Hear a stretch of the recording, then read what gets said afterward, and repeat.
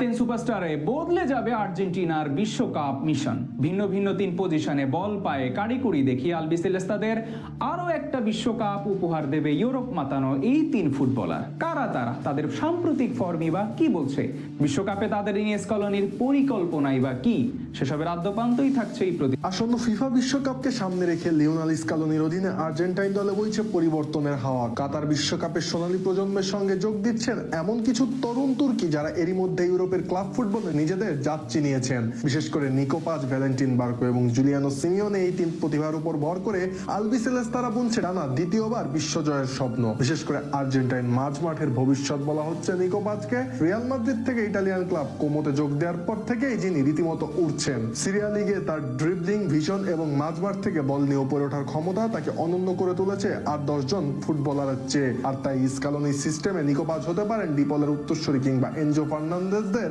যোগ্য সঙ্গী। এমনিতেও বল পায়ে তার সৃজনশীলতা প্রতিপক্ষের রক্ষণভাগ ভেঙে দেওয়ার জন্য যথেষ্ট। ইতালিয়ান লিগে সাম্প্রতিক ম্যাচগুলোতে তার গোল করানোর দক্ষতা এবং চাপের মুখে ঠান্ডা মাথায় খেলার ধরন বলছে বিশ্বকাপে আর্জেন্টিনার মাঝ মাঠের প্রাণভোমরা হতে যাচ্ছেন তিনি। আসলে স্কালোনি তাকে মূলত একজন প্লেমেকার হিসেবেই ব্যবহার করতে চাইবেন, যিনি লিওনেল মেসিকে আক্রমণ ভাগে আরো বেশি সুযোগ তৈরি করতে সাহায্য করবে। আসন্ন বিশ্বকাপে লেফট ব্যাক ভ্যালেন্টিন বার্কোর কোনো বিকল্প নেই। সেভিয়াতে ধারে থাকাকালীন তিনি দেখিয়েছেন আধুনিক ফুলব্যাক হিসেবে তিনি কতটা কার্যকর। আর স্ট্রাসবার্গে বার্কো কেবল রক্ষণ সামলান না, বরং ওভারল্যাপ করে উইং দিয়ে আক্রমণে উঠে নিখুঁত ক্রস দেওয়ার ক্ষেত্রেও সিদ্ধহস্ত।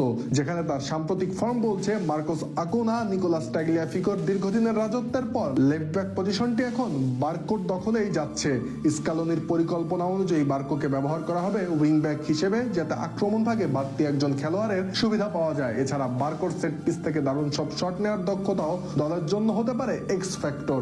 এদিকে দিয়াগো সিমিওনের সুযোগ্য পুত্র জুলিয়ানো সিমিওনে অ্যাটলেটিকো মাদ্রিদের হয়ে নিজেকে প্রমাণ করে চলেছেন। লা লিগায় তার গোল করার ক্ষুধা এবং অফ দ্য বল মুভমেন্ট নজর কেড়েছে ফুটবল বিশ্বের। জুলিয়ানো এমন একজন ফরওয়ার্ড যিনি উইং এবং সেন্টার ফরওয়ার্ড উভয় পজিশনেই খেলতে পারেন। তার প্রধান শক্তি হলো অবিশ্বাস্য গতি এবং প্রতিপক্ষের ডিফেন্ডারদের প্রেসিং করে ব্যতিব্যস্ত রাখা। লাউতারো মার্টিনেজ এবং জুলিয়ান আলভারেজের বিকল্প হিসেবেই নয়, বরং তাদের সাথে জুটি বেঁধে আক্রমণে নতুন মাত্রা যোগ করতে পারেন তিনি।